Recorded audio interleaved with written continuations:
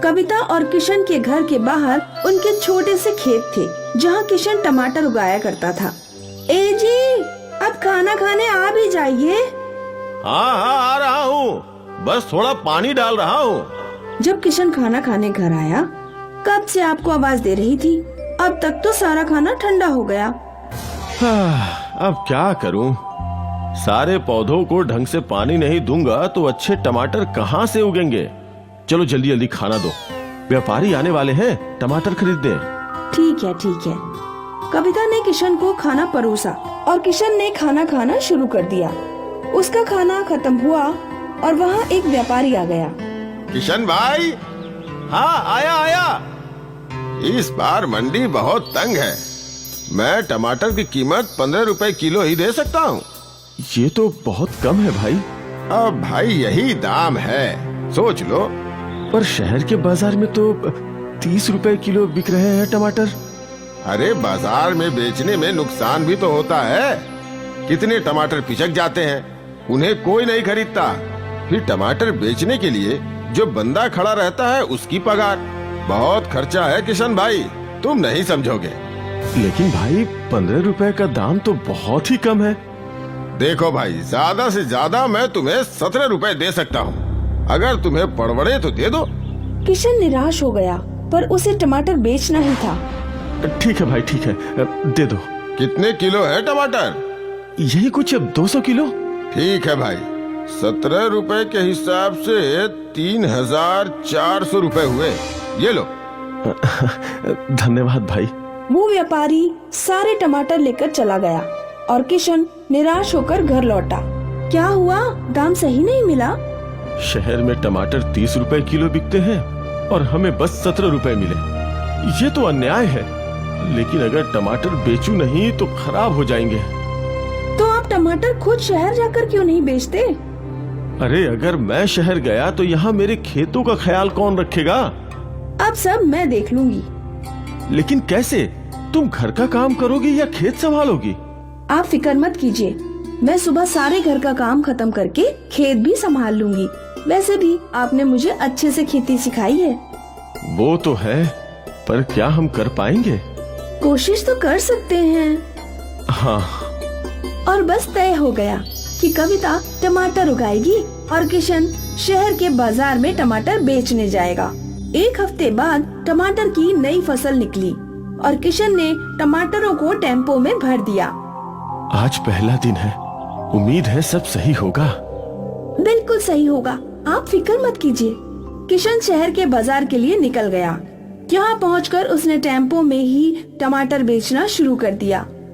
अरे ले लो ताजे ताजे टमाटर, ताजे रसीले लाल लाल टमाटर, ले लो ले लो ले लो, बस 30 रुपए किलो, 30 रुपए किलो। 30 रुपए किलो? हाँ दीदी। दूसरी दुकान पर तो 35 रुपए है, मैं तो तुमसे ही लूंगी, मुझे 2 किलो दे दो। मुझे भी 2 किलो। अरे अरे मुझे 1 किलो। और देखते ही देखते किशन के टेम्पो के बाहर औरतों की भीड़ लग गई। 4 घंटे में उसके बस थोड़े से टमाटर बचे थे। टमाटर हैं क्या? बस 4 किलो है, 4 किलो है। सारे मुझे दे दो। शहर वालों को ताजे रसीले टमाटर कम दामों पे मिले, इसीलिए सब धड़ाधड़ बिक गए। फिर किशन उसी टेम्पो में गांव लौटा। किशन ने टेम्पो वाले को 1000 रुपए दे दिए। अरे कविता, बहुत अच्छा दिन था आज का। क्या सारे टमाटर बिक गए? हाँ सब बिक गए, कुल मिलाकर 250 किलो के 7500 रुपए मिले थे। 1000 टेम्पो वाले को दिया तो बचे हैं 6500 रुपए। वाह, आज तो मजा आ गया। ये हुई ना बात। एक चीज मैंने देखी कि शहर की औरतें टमाटर चुनते वक्त बस लाल लाल टमाटर चुनती हैं। तो हमें कुछ ना कुछ तो करना चाहिए ना टमाटरों को और लाल करने के लिए। YouTube पे ढूंढते हैं, कुछ न कुछ जरूर मिलेगा। किशन ने YouTube पर सर्च किया और उसे एक वीडियो मिला। तो ये पाउडर छिड़कना होगा टमाटरों के पौधों में। ये कहाँ मिलेगा पर? शहर में कहीं न कहीं तो मिलेगा ही। आप कल चले जाइए, ढूंढ कर ले आइए। ठीक है। अगले दिन किशन वापस शहर आया। उसने वो फर्टिलाइजर ले लिया। भाई इसका कोई नुकसान तो नहीं है ना? अरे भाई ज्यादा मात्रा में मत डालना, जितना पैकेट पे लिखा है ना वैसे ही डालना। हाँ ठीक है। किशन वो केमिकल फर्टिलाइजर लेकर अपने घर लौटा। कविता उसका इंतजार कर रही थी। ये लो केमिकल फर्टिलाइजर। दुकानदार ने बोला है जितनी मात्रा लिखी है उतना ही डालो, जरा भी अधिक नहीं। इस केमिकल फर्टिलाइजर से मोटे मोटे टमाटर उगेंगे। मतलब आकार भी बढ़ेगा? हाँ। अच्छी बात है। अगले दिन किशन ने खुद टमाटर के खेतों में केमिकल फर्टिलाइजर डाले। देखो कविता, हमारे खेतों के लिए बस 2 मुट्ठी केमिकल फर्टिलाइजर काफी है। ठीक है, मैं याद रखूंगी। फर्टिलाइजर डालने के कुछ ही दिनों बाद पौधों पर बड़े बड़े लाल रसीले टमाटर उगे हुए थे। ये केमिकल फर्टिलाइजर तो बहुत कमाल की चीज है। हाँ देखो कितने बड़े बड़े टमाटर हैं इस बार। लगभग 350 किलो टमाटर निकाले हैं। बाप रे, हमें तो बहुत मुनाफा होगा ना। हाँ चलो, अब मैं शहर जाता हूँ इन्हें बेचने के लिए। तुम इस फर्टिलाइजर को पानी में मिलाकर छिड़क देना, पर मात्रा याद रखना। जी बिल्कुल। किशन सारे टमाटरों को टेम्पो में भरकर चला गया। यह कविता को खेतों में फर्टिलाइजर छिड़कने थे। 2 मुट्ठी से इतने बड़े टमाटर निकले हैं। मैं एक और मुट्ठी मिला देती हूँ और ज्यादा अच्छी फसल होगी। कविता ने 3 मुट्ठी केमिकल फर्टिलाइजर पानी में मिलाकर टमाटरों के पौधों पर छिड़क दिया। अगली फसल पहले के टमाटरों से ज्यादा बड़ी थी। वाह वाह, ये अद्भुत चीज है। फिर क्या था, कविता हमेशा जरूरत से ज्यादा केमिकल फर्टिलाइजर पानी में मिलाकर पौधों पर छिड़का करती थी। हमें कुछ समय के लिए फर्टिलाइजर नहीं डालना चाहिए। पर क्यों? क्योंकि ज्यादा केमिकल फर्टिलाइजर से भी पौधों और मिट्टी को नुकसान है। इससे भला क्या नुकसान होगा? ये तो बहुत अच्छी चीज लगती है। कविता, जरूरत से ज्यादा कोई भी चीज हानिकारक होती है। तुम अगली 2 फसलों में केमिकल फर्टिलाइजर मत डालना। ठीक है, जैसा आप बोले। कविता ने किशन को बोल तो दिया था, पर उसके मन में था कि वो और केमिकल फर्टिलाइजर यूज करे, और इसीलिए किशन के मना करने के बावजूद भी कविता ने पौधों पर केमिकल फर्टिलाइजर छिड़के। अगली फसल में भी हमेशा की तरह बड़े बड़े टमाटर थे, जो देखकर किशन दंग रह गया। ये टमाटर इतने बड़े कैसे? कहीं तुमने केमिकल फर्टिलाइजर छिड़क तो नहीं दिया? नहीं, मैंने तो नहीं छिड़का। हो सकता है पहले के केमिकल का असर हो। हाँ, हो सकता है। कविता किशन को झूठ बोल बोल कर टमाटर के पौधों में केमिकल फर्टिलाइजर छिड़कती रही। कविता के दिमाग में ज्यादा मुनाफे का लालच था। कुछ महीनों तक सब कुछ ठीक था, पर धीरे धीरे टमाटर के कुछ पौधे मरने लगे। अरे ये क्या? इन्हें क्या हुआ? कल तक तो ठीक थे। शायद ये केमिकल फर्टिलाइजर का असर है। मैं ये पौधे तोड़ देता हूँ। यहाँ नए पौधे लगाएंगे, वरना ये सारे खेत में फैल जाएंगे। ठीक है। किशन ने मरे हुए पौधों को उखाड़कर वहाँ नए पौधे लगाए, पर अगले दिन वो पौधे भी मर चुके थे। हे राम, ये क्या हुआ? ये ऐसे क्यों मर रहे हैं? पता नहीं, मैं कृषि वैज्ञानिक को बुला कर लाता हूँ। किशन पास के कृषि उद्योग से कृषि वैज्ञानिक को अपने खेत ले आया। देखिए, ये पौधे कल ही लगाए थे और आज इनका ये हाल है। मुझे मिट्टी की जांच करनी होगी। वैज्ञानिक ने मिट्टी का सैंपल ले लिया। जब वैज्ञानिक ने मिट्टी की जांच की, तो मिट्टी में जरूरत से ज्यादा केमिकल्स थे। आपकी मिट्टी खराब हो चुकी है। जरूरत से ज्यादा केमिकल फर्टिलाइजर के इस्तेमाल की वजह से पूरी मिट्टी में बस केमिकल्स हैं। अब यहाँ पौधे उगना मुश्किल है, और जो पौधे अभी भी बचे हैं उस पर जरा भी फर्टिलाइजर यूज मत कीजिएगा। ये बात सुनकर किशन और कविता दोनों हक्के बक्के रह गए।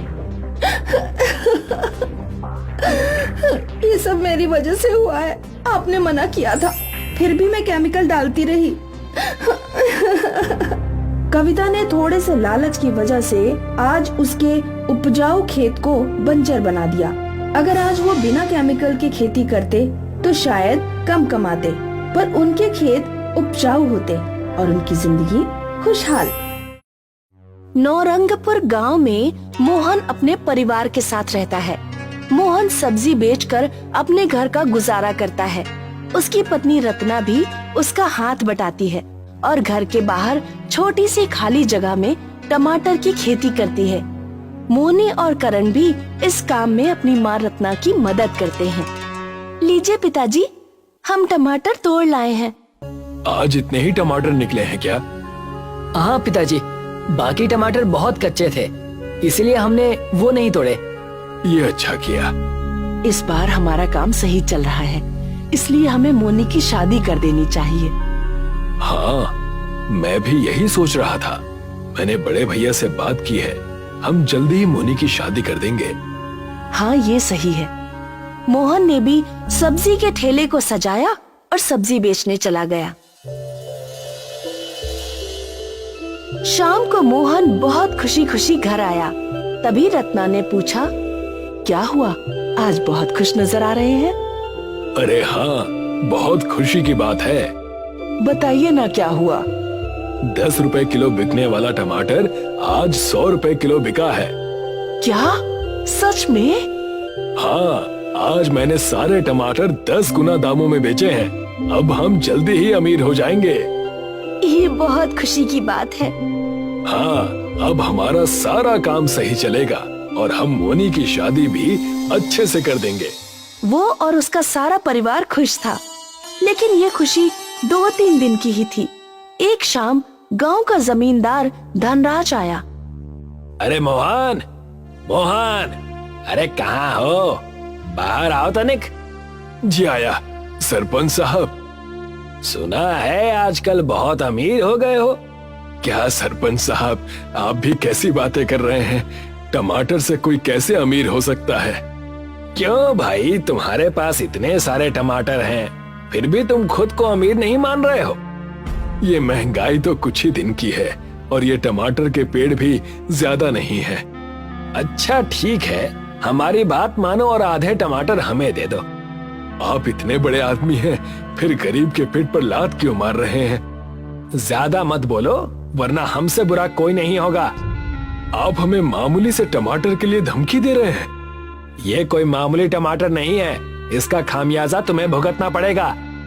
इतना कहकर सरपंच धनराज वहाँ से चला गया। 2-3 दिन ऐसे ही बीत गए। जाओ बच्चों, खेत से टमाटर तोड़ लाओ, मैं भी सब्जी का ठेला तैयार करता हूँ।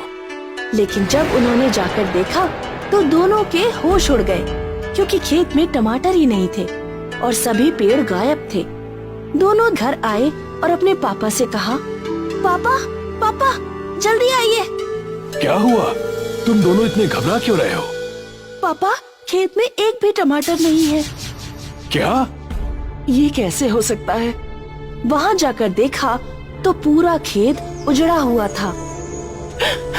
ये सब उस सरपंच का किया हुआ है। उसी ने चिढ़कर हमारे छोटे से खेत को उजाड़ दिया। हम इससे अपने परिवार का पेट पाल रहे थे, लेकिन उसको यह बिल्कुल भी बर्दाश्त नहीं हुआ। अगर मैंने उस दिन सरपंच की बात मान ली होती तो आज मुझे ये दिन नहीं देखना पड़ता। हाँ, अगर आधे पौधे के टमाटर उसे दे देते तो आज हमें पूरे खेत से हाथ नहीं धोना पड़ता। अब क्या करें, हम तो बर्बाद हो गए। मोनी की शादी के दिन भी करीब आने वाले हैं। हम इसकी शादी कहाँ से और कैसे करेंगे? अब रोने से कोई फायदा नहीं है, जो होना था वो हो गया। हाँ पापा, इसलिए अब हमें आगे का सोचना चाहिए। पापा, आप ही तो कहते हैं ना कि कोई हमारे हाथ का छीन सकता है, लेकिन हमारी किस्मत का नहीं छीन सकता। पूरा परिवार घर आ गया। सरपंच अपने घर बहुत खुश खुश घूम रहा था। तभी उसकी पत्नी ने आकर पूछा, क्या हुआ जी, आज सुबह सुबह पक्षियों की जगह तुम चहक रहे हो? आज बात ही कुछ ऐसी है। तुम पहेलियां मत बुझाओ, चुपचाप बताओ कि ऐसी क्या बात है। एक बार स्टोर रूम में जाकर देखो। सरपंच की पत्नी स्टोर रूम में गई। वो भी उसके पीछे पीछे गया। पूरा स्टोर रूम लाल लाल टमाटर से भरा हुआ था। उसकी पत्नी ये देखकर चौंक गई। हाँ, हमारे पास इतने सारे टमाटर कहाँ से आए? हम तो बहुत अमीर हो गए। ये सब मेरे दिमाग का खेल है। फिर भी बताइए ना कि आप इतने सारे टमाटर कहाँ से लाए? अभी ये बताने की कोई जरूरत नहीं है। तुम्हें जितने टमाटर चाहिए तुम इनमें से रख लो, मैं बाकी टमाटर को मंडी में बिकवा देता हूँ। ठीक है, 4 पैसे घर में आ जाएंगे। जबकि मोहन का परिवार दुखी था। उसकी पत्नी उसे समझा रही थी, जो हो गया उसे भूल जाइए ना। काहे इतनी चिंता करते हैं? नहीं भूल पा रहा हूँ, मैं अपनी बेटी के विवाह को नहीं भूल पा रहा हूँ। पापा, हम बाजार से टमाटर के पौधे खरीदकर दोबारा खेती कर सकते हैं। तब तक आप सब्जी बेचते रहिएगा, हम दोबारा से टमाटर उगा लेंगे। हाँ, यह तरीका सही है। हमें फिर से खेती करनी होगी। मुझे लगता है कि हमें इसमें देरी नहीं करनी चाहिए। सभी ने मिलकर पौधे लगा दिए। मोहन की वापस वही दिनचर्या चलने लगी। वो सब्जी बेचने लगा और टमाटर के लगने का इंतजार करने लगा। अब पौधों पर टमाटर लग आए हैं। हाँ, लेकिन अब कुछ दिन तक सब्जी बेचना बंद करना पड़ेगा, क्योंकि मोनी की शादी है तो सारा काम देखना है। हाँ, मैं एक दिन में सारे टमाटर बेच आऊंगा। फिर धूमधाम से शादी करेंगे और कुछ टमाटर घर के लिए भी बचा लेंगे। लेकिन किस्मत में क्या लिखा है कौन जानता था।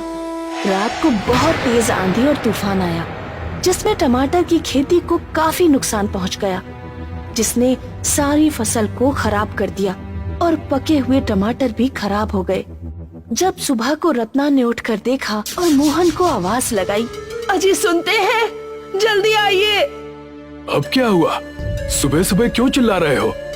देखिए, हमारी सारी फसल खराब हो गई, हम बर्बाद हो गए। हे ईश्वर, ये अनर्थ क्यों कर दिया? बार बार गरीबों को क्यों परेशान कर रहे हो?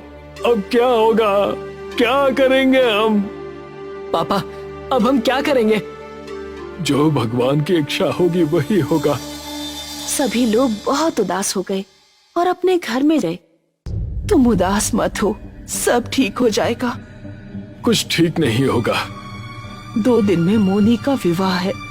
कुछ टमाटर से उम्मीद थी, लेकिन अब हमारे पास पैसे कम पड़ जाएंगे। हाँ, मुझे यही चिंता है कि अब क्या होगा। तभी दरवाजे पर सरपंच की पत्नी मेनका आई और उसने कहा, मोनी मेरी भी बेटी है, इसलिए अब चिंता करने की जरूरत नहीं है, क्योंकि मैं आ गई हूँ। आप हम गरीबों के घर, आपसे अमीर कोई भी नहीं है। आप बहुत अमीर हैं। मैं आपके सामने बहुत छोटी हूँ, क्योंकि मेरे पति ने आपके साथ जो भी किया, उसने मुझे बहुत छोटा कर दिया। सरपंच जी ने क्या किया? उन्होंने तुम्हारे खेत में टमाटर की चोरी की। हमारा शक सही था। हाँ, मैं ये नहीं जानती थी, मुझे आज ही पता चला। वैसे लालच का अंत बुरा ही होता है, इसलिए मुझे खुद आना पड़ गया। क्या हुआ? सब ठीक है ना? जितने भी टमाटर चोरी किए थे सब गल गए। मैं तुम्हारे नुकसान की भरपाई करने आई हूँ, लेकिन इसमें आपका कोई दोष नहीं है, तो ये दंड हम आपके ऊपर नहीं डाल सकते हैं। ये कुछ पैसे रख लीजिए। मोनी मेरी भी बेटी है और इसकी शादी धूमधाम से कीजिए। मोहन और रत्ना के मना करने के बाद भी मेनका ने नुकसान के पैसे दे दिए और माफी मांगकर घर चली गई। एक ये है कि इतनी अच्छी है और एक इनका पति है कि दुष्ट है। ईश्वर ने हमारी मदद करा दी। अब हम मोनी का विवाह अच्छे से कर सकते हैं। सभी लोग बहुत खुश हुए। आज और सब्जी बेच आता हूँ, फिर तो कल नहीं जाऊंगा। हाँ, कल शादी है, कल कैसे जाओगे? मोनी दरवाजे तक गई और चिल्लाई, माँ, पापा, जल्दी आइए, ये कैसा चमत्कार हो रहा है। दोनों ने बाहर जाकर देखा तो हैरान हो गए, क्योंकि उनके छोटे से खेत में टमाटर की बारिश हो रही थी। वहाँ बहुत बड़ा टमाटर का ढेर लग गया। ये देखकर सभी बहुत खुश हुए। किसी ने सही कहा है कि ईश्वर जब देता है तो छप्पर फाड़ कर देता है। हाँ, ईश्वर ने हमारी ईमानदारी और जरूरत को ध्यान में रखते हुए टमाटर की बारिश करा दी। तभी उन्होंने पीछे मुड़कर देखा तो घर में भी टमाटर की बारिश हो रही थी। मोहन ने टमाटर के ढेर बाजार में बेच दिए। मोहन हजारों रुपए टमाटर बेचकर कमा चुका था। सरपंच को जब ये पता चला तो उसने खुद को दोष दिया और कभी भी चोरी ना करने का प्रण लिया। अगले दिन मोनी का विवाह धूमधाम से हो गया। मोहन अब बहुत अमीर बन चुका था। अब सभी लोग खुशी खुशी रहने लगे। जीवन एक गरीब दूध वाला था। वो गांव में घूम घूम कर दूध बेचा करता था। दूध ले लो दूध। गाय का दूध, ताजा ताजा दूध। भैया 1 लीटर दूध दे दो। गांव के कई लोग जीवन से दूध खरीदते थे और दूध बेचकर कमाए हुए पैसों से जीवन के परिवार का गुजारा हो रहा था। पर जीवन की पत्नी राधा हमेशा उसे नई गाय खरीदने की सलाह दिया करती थी। हमारी गाय बूढ़ी हो चुकी है, अब ये ज्यादा दूध भी नहीं देती। आपको इसे बेचकर नई गाय खरीद लेनी चाहिए, जिससे आपकी आमदनी अच्छी हो। तुम्हें कितनी बार कहा है कि इस गाय को बेचने की बात मत किया करो। ये गाय मुझे मेरी माँ ने दी थी और कहा था कि इसका अच्छे से ख्याल रखना। ये बस गाय नहीं है, मेरा परिवार है राधा। ठीक है, कम से कम आप इतने पैसे तो इकट्ठा करने की कोशिश कर सकते हैं, जिससे हम नई गाय खरीद सके। हाँ, मैं कोशिश करता हूँ। जीवन को अपनी गाय से बहुत प्यार था। वो अपनी गाय का बहुत ख्याल रखता था। उसे अपने हाथों से खाना खिलाता और उसके साथ बातें भी किया करता था। अरे गौ माता, आपके साथ एक और गाय आएगी। आप उसे भी अपनी सहेली बना लेना। पक्का नहीं बता सकता कि कब आएगी, पर मैं पैसे बटोर रहा हूँ। उम्मीद है कि जल्द ही आ जाएगी। आप ऐसे ही अपनी कृपा मुझ पर बनाए रखना। अब से जीवन अगल बगल के गांव में भी दूध बेचने जाया करता था और सारा दूध बेचकर ही आया करता था। जो भी पैसे ज्यादा मिलते उन्हें एक गुल्लक में जमा किया करता था। जल्दी हमारी नई गाय आने वाली है। हाँ, आ जाएगी। महीने बीते और जीवन अब भी दूध बेचकर पैसे कमाता था। एकाएक जीवन की गाय की तबीयत खराब हो गई। इन्हें क्या हुआ? पता नहीं, कल तक ठीक थी, पर आज खाना अचरा खिलाते ही उल्टी कर रही है। हे भगवान, मैं अभी डॉक्टर को बुलाकर लाता हूँ। जीवन दौड़ते हुए पशुओं के डॉक्टर के पास गया और उन्हें अपने घर ले आया। ये देखिए डॉक्टर साहब, मेरी गौ माता कुछ भी नहीं खा रही हैं, बस उल्टियाँ कर रही हैं। लगता है इनका पेट खराब है और ये बहुत कमजोर भी लग रही हैं। ये समस्या कितने दिनों से हो रही है? कल रात तक तो गौ माता ठीक थी, बस एक ही दिन में ऐसी हालत, ये चिंताजनक है। खैर, मैं दवाइयां दे देता हूँ, देखते हैं क्या बदलाव होता है। जी। डॉक्टर ने गाय को इंजेक्शन लगाया और कुछ बड़ी बड़ी गोलियां गौमाता के मुंह में डाली। मेरी गौ माता कब तक ठीक हो जाएंगी डॉक्टर? कुछ कह नहीं सकते। गाय की उम्र हो गई है, अगर दवाइयों ने सही असर किया तो जल्द ही ठीक हो जाएंगी। मैं कल सुबह वापस आऊंगा जांच करने। ठीक है डॉक्टर साहब। डॉक्टर चला गया और जीवन रात भर अपनी गौमाता के पास ही बैठा था। अचानक रात को उसकी गौमाता रोने लगी। क्या हुआ गौ माता, क्या हुआ? जीवन की गौमाता के आंसू रुक ही नहीं रहे थे। जीवन को कुछ समझ नहीं आ रहा था। उसने अपनी गाय को गले लगा लिया और रोते रोते पता नहीं कब गौ माता ने दम तोड़ दिया। जब गौ माता ने सांसें लेना बंद कर दिया तो जीवन हक्का बक रह गया। नहीं। वो जोर जोर से रोने लगा। राधा दौड़ते हुए आई। मेरी गौ माता चली गई। राधा, मेरी गौ माता चली गई। राधा को इस बात का अंदाजा था। गाय की उम्र हो चुकी थी, पर जीवन के लिए उसकी गाय ही उसका सब कुछ था। गौमाता की मौत से जीवन को गहरा सदमा लग गया था। जीवन ने एकाएक खाना पीना छोड़ दिया था। उसका किसी भी चीज में मन ही नहीं लग रहा था। ये तो होना ही था। आपको अपनी गाय से बहुत लगाव था, मैं जानती हूँ, पर वो अब इस दुनिया में नहीं है। पर हम तो है। हमें जीवित रहने के लिए कुछ न कुछ तो करना ही होगा। हमें दूसरी गाय खरीदनी होगी। ठीक है। राधा ने वो गुल्लक लाया और गुल्लक को तोड़ दिया और पैसे गिनने लगी। ये तो बस 2000 रुपए है। इतने कम पैसों में गाय कहाँ से आएगी? मुझे नहीं पता, मेरा तो सब कुछ मेरी गाय ही थी। अब भगवान की जो मर्जी। हे भगवान। राधा को समझ नहीं आ रहा था कि अब घर कैसे चलेगा। वो भगवान जी से प्रार्थना करने लगी।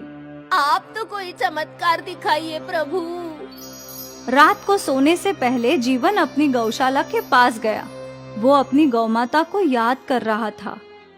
यहाँ मेरी गौ माता सोया करती थी और वहां मैं उनके पीने के लिए पानी भर के रखता था। अब वो नहीं है तो ये पानी की टाकी भी खाली है। भगवान जी, आपने मेरी गौ माता को क्यों छीन लिया? जीवन फिर से उदास हो गया और घर के भीतर चला गया। जीवन और राधा सो गए और जीवन के सपने में उसकी गौ माता आई। जीवन, तुमने मेरा बहुत अच्छे से ख्याल रखा है। अब मैं नहीं हूँ, पर फिर भी जिंदगी भर तुम्हें दूध की कमी नहीं होगी। जीवन का सपना खत्म कि अचानक बरसात शुरू हो गई। बरसात की आवाज से राधा की आँख खुल गई। इस मौसम में बरसात? राधा ने खिड़की से झांका तो बाहर बरसात हो रही थी, पर ये बरसात कुछ अलग थी। पानी का रंग सफेद था। ये ऐसी कैसी बरसात? राधा ने जीवन को उठाया। देखिए ना, सफेद रंग की बरसात हो रही है। क्या? जीवन ने भी खिड़की से झांका तो वो दंग रह गया। ये सफेद रंग की नहीं, बल्कि दूध की बारिश है। दूध की बारिश? गौ माता मेरे सपने में आई थी और उन्होंने कहा कि मुझे जिंदगी भर दूध की कमी नहीं पड़ेगी। हे भगवान! कुछ देर में बरसात रुक गई और फिर राधा और जीवन घर के बाहर आए तो उन्होंने देखा कि बाहर रखे सारे बर्तन और पानी की टांके दूध से भरी हुई थी। इतना सारा दूध! गौ माता ने हमारी जिंदगी संवार दी। धन्यवाद गौ माता। जीवन ये दूध इकट्ठा करके गांव में बेचने लगा। दूध ले लो, दूध, गाय का दूध, ताजे ताजे दूध।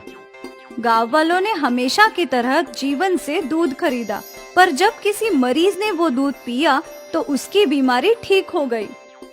देखो बहू, मेरे घुटने का दर्द ठीक हो गया। मेरा फ्रैक्चर भी ठीक हो गया माँ। गांव वाले हैरान थे। जीवन का दूध गांव वालों के लिए अमृत बन गया था। अगली रात फिर से दूध की बारिश हुई। सारे बर्तन और टंकी दूध से भर गई और सुबह होते ही लोगों ने दूध के लिए लंबी कतार लगा ली। बेटा, सुना है तेरे दूध से बीमारी ठीक होती है। मुझे भी थोड़ा दूध दे दे। ये लीजिए अम्मा। दूर दूर से लोग जीवन का दूध खरीदने के लिए आने लगे। एक और जीवन की आमदनी बढ़ गई और दूसरी ओर इस अमृत दूध से लोगों का भला होने लगा। जीवन की गौ माता ने जीवन की जिंदगी संवार दी, दूध की बारिश करवा के।